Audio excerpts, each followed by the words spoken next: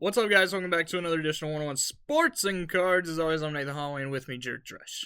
What's going on? We're going to start out in the, just to let you know, today is going to be mainly NBA and college basketball, because why wouldn't it be? So it's going to be a very basketball-heavy segment. We're going to start in the NFL, though. Not a lot of news out of the NFL besides this. The Bengals signed Jamar Chase to a 4-year, $161 million extension. He's now the highest-paid non-quarterback in NFL history. Of course, beating out Myles Garrett's number that he got earlier this offseason. The Bengals also signed T. Higgins to a 4-year, $115 million deal. Of course, they franchise tagged him for the second time. So they were able to keep them two around, but did they make the right decision? No. They should let T go, keep Jamal, and get a defense. Like, keep Trey Hendrickson. I agree with that. They should have let one of them go, preferably T. Higgins. Because their defense is terrible. It was one of the worst in the league last year. Their offense has no problems. Their offense is great besides their offensive line. But, I mean, when you have Joe Burrow, who's one of the best quarterbacks in the league, you have Jamar Chase, who's arguably the best wide receiver in the league, then you have Chase Brown in the backfield.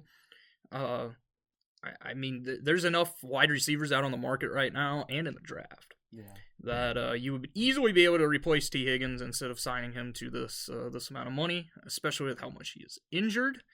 I'm a big T. Higgins fan. I wanted Green Bay if he would have ended up in free agency to go get him. But this is too much money for a guy who gets hurt all the time, plays half the games every year. And there's a second option. I mean, you got to think that in their own division, the Ravens are better. The Steelers, if they can find a QB, are a better team. And then, I mean, the Browns, if they could find a QB, they would be a solid team because their defense is great. Yeah. But they don't have a quarterback. They might. They could. Kenny Pickett. No. So yeah, this is a bad decision in my opinion for the Bengals. But people don't care about my opinion. So yeah. The Eagles' Brandon Graham announces his retirement after 15 seasons and 2 championships. Of course, he goes out on top after winning the Super Bowl, so congratulations to a great career for Brandon Graham. Some good news for you. The Minnesota Vikings are out on Aaron Rodgers. They are sticking with J.J. McCarthy, and it is likely going to be between the Giants and the Steelers on who will sign Rodgers, although Cameron Hayward of the Steelers, veteran defensive lineman, said that he does not really care if Rodgers comes, and he's actually tired of waiting on him because, and he also said that he would not pitch for Rodgers to come to the Steelers because he honestly doesn't care if he does because he doesn't fit the Steelers. Yeah. So when you're top guy, you're veteran. I mean, dude's been around. I think he's been with Big Ben for a while. He's been there his whole career. So when he's saying, maybe it's not because Rodgers is too focused on his darkness retreats and not being around the team, then you listen to him. It looks like the Giants are going to be getting Aaron Rodgers. Yeah. And it's still going to be the Giants. He may last less time than he did in his first season with the Jets. Yeah. Moving on to the association, Stephen Curry becomes the first player in NBA history to make 4,000 career regular season threes. He did so last Thursday against the Sacramento Kings. I mean, this was a record that most people thought would never happen. And to be honest, it may never happen again. Now, with the amount of three-pointers that are taken now, it's possible. But I believe Curry's going to make this an unbreakable record. Do you also agree with that? No, that's unbreakable. There are multiple unbreakable records. Yeah, we thought that about Wayne Gretzky's too, right? It's going to get broke. That's not the real record. Nobody cares about his goals until somebody breaks his total points record. Yeah. Then we can talk. I don't know. I mean, that's all it's taking anymore is 3-pointers, so I could see it happening again, possibly. I don't see it happening for a very long time. Plus, with the way Curry's playing, although he's at the back half of his career, he can easily hit 5,000. By the way, the second closest person to him is James Harden, who's like 600 behind. 76ers are shutting down Paul George for the season. They will also explore a trade in the offseason. I'm going to tell you right now, nobody's going to trade for him. Yeah. So the 76ers are officially they're playing the Thunder right now. They ruled out 9 players tonight. I wrote an injury report this afternoon. I've never wrote so many names in a single article in my life. Because not only did they rule out 9 players, they had like 5 other players question. Their whole roster is hurt. We'll just say that. And then on the other side, the Thunder were sitting a bunch of guys as well. But it's official. The 76ers season's over. It's over. I'm pretty sure it's been over for about 3 months.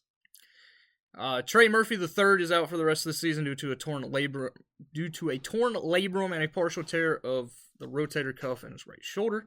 This is a big blow for the Pelicans, who, I mean, their season's been terrible because of injuries, and this is a massive blow to them at the end of the season, coming up on the end of the season, to arguably their best young player, because Trey Murphy III was having a breakout season. He's going to be a star for them for years to come, next to Zion, if they keep him, and then whoever else they want to build around. The rookie? Herbert Jones.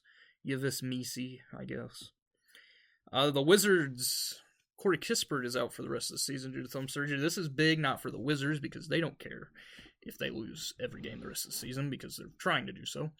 But this is big for Kispert because he is a free agent after the season. And, of course, he's not really lived up to the hype of him coming out of college. The Kings got a massive blow. Domantas Sabonis is out 10 days due to an ankle sprain. This is a massive loss for the Kings. He just came back last Friday from a hamstring strain that kept him out for 6 games. Came back, and then boom, injured again. The Kings are 9th in the West. They're like 2 games ahead of the Mavericks for the final play-in spot, which the Mavericks hold, and then, of course, Suns and the Blazers are behind them.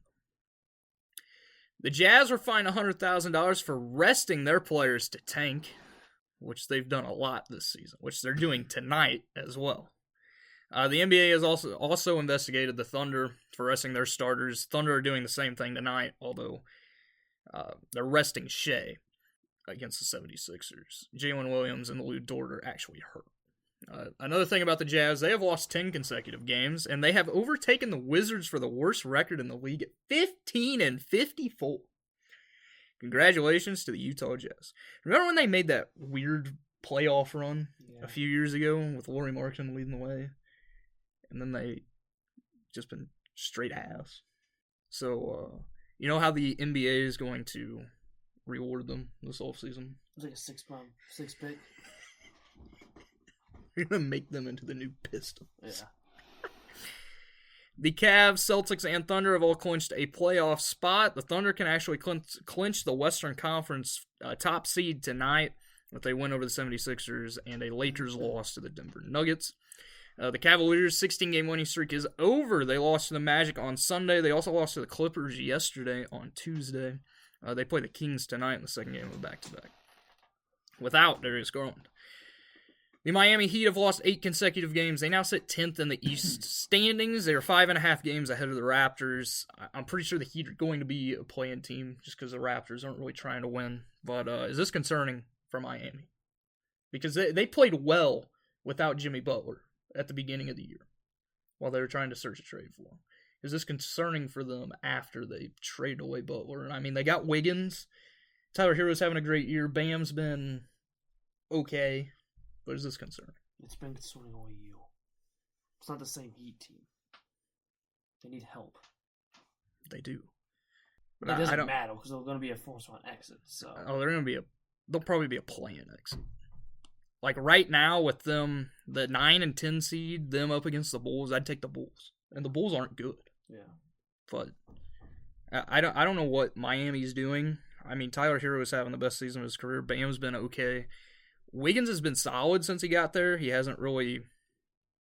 He's just average. That's all he is. He is an average player.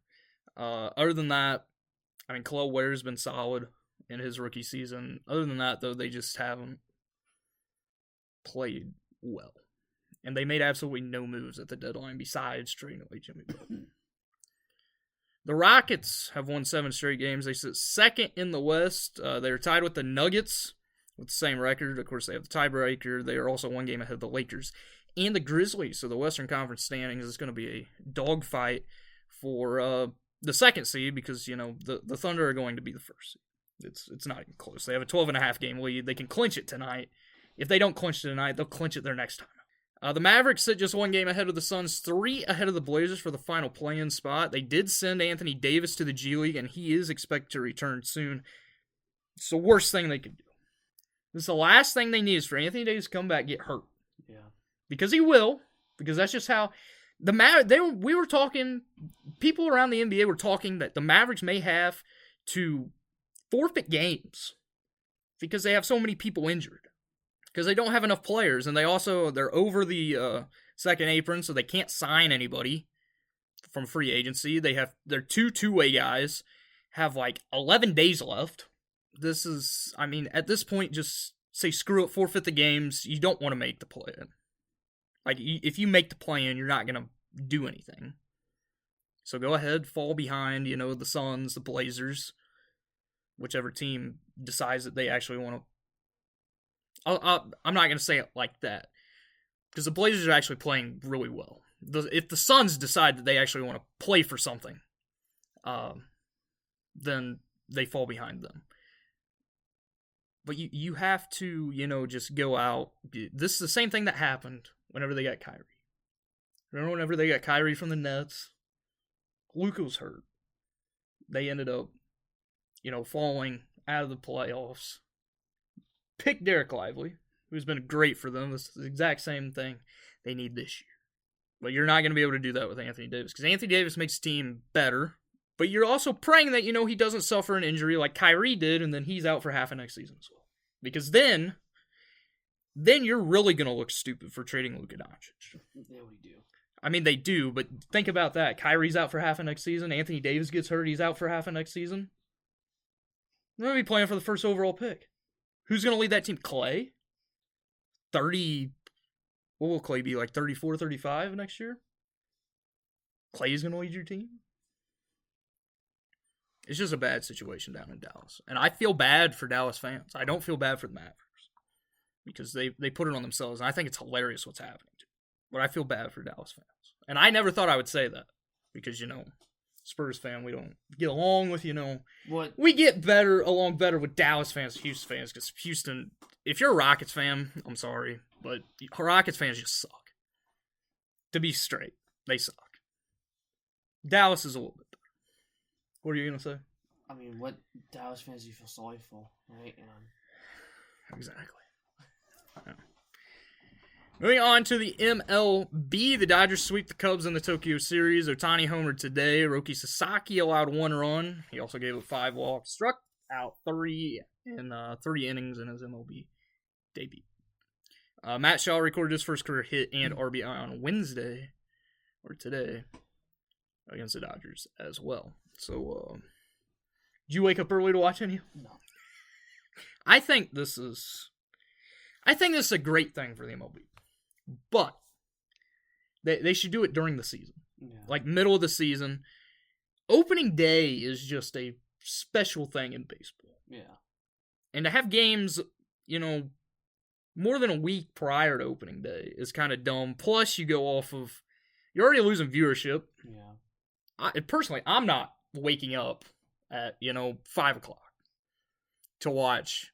For one, the Dodgers dominate because the Dodgers are with their roster they should go 162-0.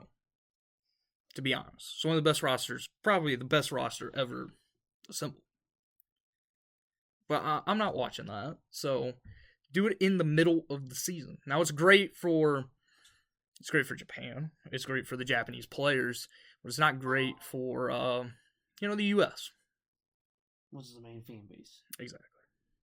So opening day is next Thursday. I know you're very excited. Yeah. Some other news: the Rangers signed World Series champion Patrick Corbin. They have suffered so many pitcher injuries that they have fallen this low to sign a guy who has had the worst ERA in the last 4 seasons. Congratulations, Maybe Texas. they can turn around. No, they can't. Nobody can turn. Watch them with Cy Young this year. Just because you said that. Okay. They're smart to put him in the bullpen. Yeah. Royce Lewis will miss opening day for the Twins due to a hamstring strain that he suffered while trying to beat out a drop third strike to first base. It's already starting for him. And it's not even opening day. It's insane. There will be no opening day. It's insane, dude. Like, this dude needs to get checked out. The whole Twins roster, they need to change something. Them as an organization, because it's not just him. It's their whole damn team that can't stay. Even their prospects can't stay healthy. Maybe it's time that they look and they're like, maybe we should just fire our whole training staff because whatever's working, it ain't. Yeah. But I don't run the Twins. So, frankly, I don't care. It's not like they're going to do anything this year anyway. Moving on to college basketball. Before we get into our bracket predictions and some bracket thoughts, because I have some thoughts. I don't know if you have any thoughts. But we're going to go through the All-American teams, the All-American first team, unanimously. Jonai Broom and Cooper Flag. Well deserved. I mean, they're the two front runners. It's going to be a complete dogfight. I feel bad for voters who have to vote for this on who's going to win Player of the Year. Mark Sears, Walter Clayton Jr., and Braden Smith also made it. The second team, Cam Jones, my boy, Wisconsin boy, John Tonji, JT Toppin, PJ Haggerty, and RJ Lewis Jr. Third team, Hunter Dickinson. How he made it, I don't know. Kansas sucks, and Hunter Dickinson's is like his 20th year of college eligibility. Eventually, you gotta, find a job, go work at McDonald's or something, because you ain't making the NBA. Eric Dixon, Ryan Kalkbrenner, you can say the same thing about him for what I just said for Hunter Dickinson. Zakai Ziegler, and LJ Cryer. Alabama State kicked off the first four with a wild 70-68 victory over St. Francis. They will face Auburn in the first round. And then UNC dominated San Diego State 95-68. They will play Ole Miss in the first round. Of course, I will say I don't agree that UNC was in. A lot of people don't agree that UNC was in, but clearly they heard everything about that. But you don't pay enough attention to college basketball for me to ask you this. Care less. So Can honestly care less. They're gonna lose in the first round. That was false. So UNC should not have been in. They're really bad against good teams, and the ACC was not as good as it has been in the past years. I mean, you had Duke at the top, and then Clemson, and then after that, it kind of just fell off. West Virginia deserved to be in. Now to make matters worse for West Virginia, they just lost their head coach who's going to Indiana, who also could have been a team that should have been in over UNC. So West Virginia's they've had a terrible week. But UNC's had a great week, and it will continue on Thursday against Ole Miss, in my opinion. So bracket predictions. We're going to start off with the Elite Eight. should do Sweet 16. It's more Why? important. Sweet 16. Yeah. Fine, we are going to start off with the Sweet 16 since, I just got talked into it. Do the whole damn bracket. We're not doing the whole bracket. And women's. I didn't even fill out a women's I bracket. didn't even know. USC is one and all. Look at lose UConn and the freaking Sweet 16s. They matched them together. UConn is favored in the first round by 45 points. That amazes me. Yeah. Unfortunately, UConn on the men's side is not favored by 45 points. They might lose by 45.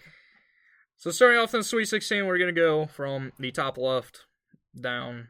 I wish it told me on my bracket which thing it is. But no, I get that, but which section? So we're going to start with the top left, the Auburn, where Auburn is number 1. In your Sweet 16, who do you have? And you can go ahead. When we do this, just go this and then go all the way down. So just give your prediction for that side. So top left. It's the whole side. Whole side. So who goes to go until the final 4. Is it this one? If it's 4 on each side, right? I mean, not 4. It'd be 8 on each side, right? So this one, this one, this one, this one. Yeah. So right. Yes. Yeah, okay. Yes. I got Auburn against Texas A&M. And I have Auburn winning that game. Then I have Iowa State with Michigan State. And I have Iowa State winning that game. And do you want me to say the winner of that one? Yes. Say who's going on to the Final Four. Iowa State. It's a very bold decision. Iowa State is without their best player. Just so you know. Oh, well. For me, I have Auburn versus Yale. I have Yale upsetting Texas A&M in the first round and Michigan in the second round.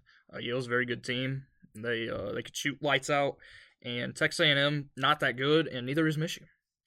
Then I have Iowa State versus Michigan State, with Michigan State winning and Michigan State beating Auburn, although I know I have said all year that I would pick Auburn to win the championship. Michigan State is a better team. I don't trust Auburn because they lost 3 of their last 4 games heading into the tournament. They should not have been the number 1 overall seed, in my opinion. And I believe Michigan State's a better team. I have Michigan State. Bottom left. I got Florida versus Maryland. I got Florida winning that game, of course. And then I got Missouri and St. John's, and I have St. John's winning. And I have Florida going to Final Four. I have Florida versus Maryland with Florida winning. Then I have the this is the most picked upset in the first round. I have Drake versus St. John's. I have Drake upsetting Mizzou. I have Drake upsetting Texas Tech in the second round. They will not upset St. John's. So. Then I have St. John's winning. I have St. John's versus Florida with St. John's winning, which is going to be a very interesting pick since, everybody believes that Florida is going to win the title this year, especially if you're on ESPN. Every person I've seen on ESPN has picked Florida. So you know what that means? They're going to get beat in the first round by Norfolk State. Could you imagine? That sucks. Top right. I got Duke versus Oregon. I have Duke winning. And then I got Wisconsin Badgers against Alabama, and I have Alabama winning. And then I have Duke and Alabama, and I have Alabama winning. I have Duke versus another upset team. I have Akron. Duke versus Akron. Then I have Wisconsin versus Alabama. Oh, Duke wins that one. Wisconsin versus Alabama. Wisconsin wins. And although this is going to be exactly like the 2015 National Championship game, Duke will beat Wisconsin to move on to the Final Four. Although I did make 2 brackets. I filled out 7 brackets. Actually, I filled out 9 brackets. I have 2 brackets where Wisconsin wins it. And it could happen. It won't happen. You don't know that. You can get hot at the right time. Bottom right. I got Houston versus Purdue. I got Houston winning that game. Then I have Illinois versus Tennessee, and I have Tennessee winning that game. And then Houston and Tennessee, I have Houston. I'm going to get a lot of crap for this, I know. But everybody believes that this is the toughest. Everybody I've heard, watching ESPN, watching everything, they're like, oh, this is the hardest region. Outside of Houston and Tennessee, you have nobody in this region. There is not one great team out of this region. You can't say Kentucky, because Kentucky's not that good. And you can't say anybody else. And to be honest, Illinois. Illinois is the 3rd best team in this side of the bracket, this corner of the bracket. In my opinion, I think the Duke side is the most loaded. I mean, you have Duke. Oregon's a very good team. Alabama, Wisconsin, even BYU. BYU has 2 lottery picks. Yeah. Or they're probably going to have St. Mary's. Even who they're playing, Vanderbilt. Yeah. Vanderbilt had a great year. So for people to say that, Houston has the toughest road, you're an idiot. Because Houston has the easiest road. And I'm also going to get crap for this because I have Houston and McNeese with Houston winning. Then I have Illinois, and I'm going to get major crap for this because I have Tennessee losing in the first round to Wofford, and I have Wofford moving on to the Sweet 16, but losing to Illinois. Then Illinois, Houston, I have Houston winning. Yeah, that's not going to happen. I don't even know what school you just named. Wofford? Yeah. Wofford always upsets somebody every time they're in. And People think that Tennessee's good. I haven't seen anything from Tennessee that tells me that they're as good as everybody thinks. Well, I can't tell you. I don't. The only good team down there is Houston. That is it. I mean, I have Kentucky losing in the first round to Troy. Kentucky's not good. Nobody here is good. Also, McNeese would be a great story. I know I picked McNeese last year to go a little ways, and they screwed me. But if you don't know McNeese's manager, his nickname is Aura. Cool guy. He seems like a cool guy. No. I want to meet him. On his profile on the website, in his bio, he has that if the team kept stats of what was it? If the team kept stats of like managerial duties and cleaning up wet spots, he'd put up Wilt Chamberlain numbers. Before every game, he runs out with the team holding a boombox. It's sick. They're my upset Cinderella story this year. Although, really, I don't really have any Cinderella stories because if there's a high seed that can go far, it's Drake. Low seed. Yeah, that's right. Yeah, because Drake's a good. So your Final Four. Iowa State and Florida. I have Florida winning that game. Who would have guessed? And then Alabama versus Houston. And I have Alabama winning that game, going to the championship. You want me to do my championship? So I have... Everybody knows who. I have Alabama and Florida, and my winner is the Florida Gators. I have Michigan State versus St. John's, the two seeds. I have St. John's making it to the championship game. You guys know, if you've listened to this all season, you know how high I am on St. John's. And arguably, not arguably, he is one of the best coaches. Not just college basketball coaches, but best basketball coaches ever, Rick Pitino. I have St. John's going on to the championship game. On the right side of the bracket, I have Duke versus Houston, with Duke winning. And, of course, I have Duke beating St. John's in the championship game. Of course, we picked the two most picked teams to win it because Duke is the most picked team. I mean, I don't see anybody that can beat Duke if Cooper Flagg's fully healthy. Even if he's not fully healthy, but somewhat healthy. Because he did leave. He missed the whole ACC tournament with an ankle injury. He is expected to be back in their first game. But I mean, they have so much talent on that team. They have 3 lottery picks with him, Malwatch, and Knipple. And, I mean, they're perfectly centered around Cooper Flag. I mean, you could say the same thing about Florida, though. Florida is... I think Florida's in my opinion, Florida's the best team in this. In my opinion, I think Florida should have been the number 1 overall seed. Yeah. I don't think Auburn should have been the number 1 overall seed. Not the 2 losses. 3 losses. Yeah. To be honest, I think Auburn should have been down where Houston is. Yeah. Which would have boded well for them because, that's the worst part of the bracket. And if you disagree, you're done. Auburn's got pretty tough, too. They got some good teams. Yeah, because of Michigan State. Yeah. If they don't get upset. Yeah. But, of course, you can say that for any of these teams. Yeah. Because there's... I mean, who knows? Maybe Duke loses because they ain't going to play Cooper Flag in the first round. They are playing Cooper Flag in the first round. Are they? Yes. I think they can win without him. So you're going to say... I think they can, too. I think they should rest him in the first round because whoever they play, it's either Mount St. Mary's or American who's playing right now. 2 teams I've never heard of. They're going to whoop them by like 90 in the first round, even without Cooper Flag. Yeah. So, but the most highly anticipated matchup for me is tomorrow between Houston and my alma mater, the SIUE Cougars. All I gotta say is one thing that's upset. You can eat a lot of shit. It's not gonna happen.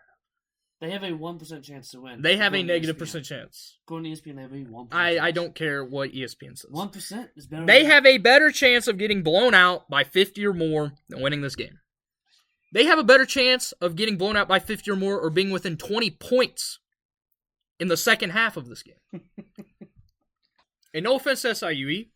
I mean, I went there. I'm gonna say I'm an alum. I'm not a proud alum. But I hope they get absolutely manhandled. And I'm gonna laugh the whole time while I'm watching. I mean, they're playing. If they somehow, Houston is one of the best offenses in the country. Houston is the most NBA type team in this tournament. They always are. If they upset them, give me something to do. That's reasonable. I have no idea. You gotta eat a super hot pebble. You gotta have hot sauce. And then you gotta do the podcast. Without milk in water. Okay. That's easy. Like a spoonful. It's also not gonna happen. Of my hot sauce. I'll drink a whole damn bottle of it. I'll put it to a whole damn bottle. That ain't happening. No. If they upset, we put your head in a box, we put a bunch of spiders in that box. And you cannot escape. I'll take it. It ain't happening. Houston by 70. I don't think it'll be 70. I think it'd be about 35 points is what they lose by. It's going to, if you watch UNC's game last night, which I made the terrible decision to watch part of that game until I turned it off and watched the Warriors, until I watched the Warriors choke to the Bucks and the Bucks choke back to them. It's going to be worse than that game. Like UNC, they dominated. They murdered San Diego State. I thought San Diego State was actually a solid team, but they're not. It's going to be worse. You think this is the worst? Would that be the most blown out by point game in the whole tournament? Or will it be Duke in that? I'm going to say no, it's going to be Duke and then whoever they play. Second most. Because I'm going to say Auburn has watching last night's game with Alabama State. Alabama State's a really good team, and they get after you on defense. And, I mean, Auburn does the same thing, and Auburn's one of the best teams. But Auburn's also entering this, having lost 3 out of their last 4. Yeah. They haven't played in a while. They're going to be rusty. Alabama State just played last night. Don't play against them. They're not going to be rusty. But could see. If there's any 16 seed that upsets, I'm saying Auburn gets upset. Because I don't see Florida, Houston. Definitely not Houston or Duke. I'm going to say that right now. No Houston or Duke. I would bet my life savings that Houston and Duke win their game by more than 30 points. Easily. Going to go out on a limb there. Of course, the tournament begins on Thursday, the actual first round, round 64. There are 2 games tonight, which you already know who won. Are they by the time the first 4. Oh.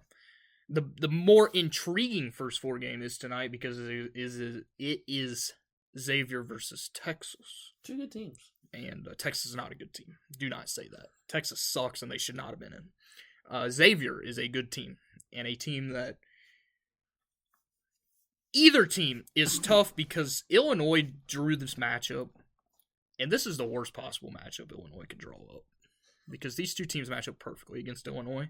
Because for one, against Illinois, if you can stop Jakachonis, or however you say his name, I think that's how you say his name. He's really good. He's going to be a lottery pick. He's one of my favorite players in college basketball. If you can stop him, nobody else on Illinois is doing crap.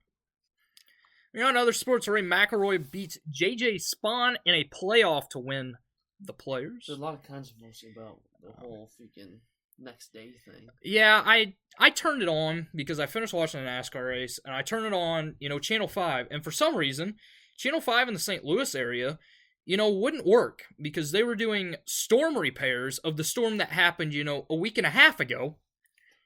And they just didn't, it just wasn't on. So I had to download the NBC app and watch it through there. I turned it on, and I missed JJ Spawn miss an easy-ass putt to win it. I mean, I could have made the putt, and I'm a terrible putter. And then they were like, yeah, we're going to play it tomorrow. It's like, why don't you just finish that night? I get that it was delayed. I get that it was getting dark. It was not too dark. And then it didn't even matter because Rory absolutely murdered JJ Spawn on Monday. because, I mean, JJ decided that he didn't know how to hit the island green multiple times. So, congrats to Rory. The Valspar Championship is this weekend. Josh Berry won his first career Cup race at Las Vegas. It was actually a really good race. Congrats to Josh Berry. It's amazing what happens when you actually put him in good equipment. Yeah. That's all I gotta say. I don't even know if it's good equipment. No, it's good equipment. They got good equipment now? They got their alliance with Team Penske. Okay. Homestead is this weekend. Who wins? Christopher Bell. You're going to pick Christopher Bell every week, no? Yeah. He's the new Max Verstappen. I'm going to go with a different dirt guy. Not who you all think I'm going to pick. The dominant. Ty Gibbs? No. He ain't no dirt guy. Briscoe? No. Bowman? No. Austin Dillon? No. Ty Dillon? No. Tyler Reddick? Yes. Okay. I'm with Tyler Reddick. Most people would have thought that I'd pick Kyle Larson. But yeah. He kind of sucks at Homestead. No, he doesn't. He's good at Homestead. IndyCar is back this week at the Thermal Club in California. It's the Thermal Club Grand Prix. Who wins? Alex Palou. Going back to back there. I'm going to go with... I'm blanking on people's names. I'm going to go with Pato. Lando Norris won a wild Australian Grand Prix. This is a great race. I'm so happy I tuned into it. Cars were sliding everywhere. Oh, it was great. And it also, that's one of the best finishes I've seen in F1. Because usually, like over the past few years, most of the time it's like you have a 20-second lead. Yeah. This one, I mean, Max was on at the end. It was a great race. I feel completely bummed for Piastri. Because won the race. He deserved to finish at least second. But just the rain hit at a terrible time for him. Lando wins. It is clear that McLaren is the team to beat this season after this race. Although Max is he's still gonna hold his weight. Yeah. It was also not a good day for rookies. Only 2 rookies actually finished the race. One of them wrecked before. They wrecked on the formation lap. Wow. It was the Red Bull affiliate. It used to be AlphaTauri. I don't know what their name now. They changed their name. Oh. Sick cars, though. Love looking They do cars. look good. He wrecked. But Antonelli was definitely the standout rookie. Yeah. Lawson was solid. Yeah, and he wrecked. Yeah. After starting at the rear. Yeah. The Chinese Grand Prix is this weekend. Who wins? Antonelli. Lando. This is going to be my Max Verstappen here. Lando is winning the title. McLaren's going to win Constructors' Championship. Ferrari sucked. They also had they tried to, cheat the system and stay out on slicks when it was raining. That's not smart. And as soon as Lewis was coming down, right before he was coming down to change... Didn't he slide past which one? It was Lawson. It was Liam Lawson that wrecked. He couldn't go in. So they were stuck. They both... And then they decided, if you don't know, if you're not an F1 fan, you don't watch F1, they use the same pit crew for both teams. It's not like NASCAR, they each have a pit crew. Yeah. So Ferrari was running first and second because Leclerc was in second. They come down at the same time. So Leclerc has to wait on Lewis to change his tires. Then they came out 9th and 10th, and then I'm pretty sure that's where they finished. Because Piastri ended up passing Lewis. I think Leclerc finished 8th, actually. Because Piastri was 9th. Then Lewis was 10th. My prediction of Lewis finishing second in the title is not looking good. Unless Ferrari can figure something out. But it's been the last few years where they haven't. Last year they figured something out by the end of the year. Yeah. Well, they started off the year well because they won the opening race last year. Because Leclerc did. It's just sad that Ferrari's not even competitive anymore. They used to be the number one brand. It's sad that there's 2 teams that are competitive right now. Yeah. And it's one's McLaren and then Red Bull. I won't even say Red Bull, I'll say Max Verstappen. Yeah. Because Lawson has a lot to prove. Yeah. But other than that, I still think that's better than Sainz. Better than Perez. Okay. I mean, Perez isn't even in. He's not going to race. Sainz did pretty well, though, actually. I'm kidding. He Even race. wrecked.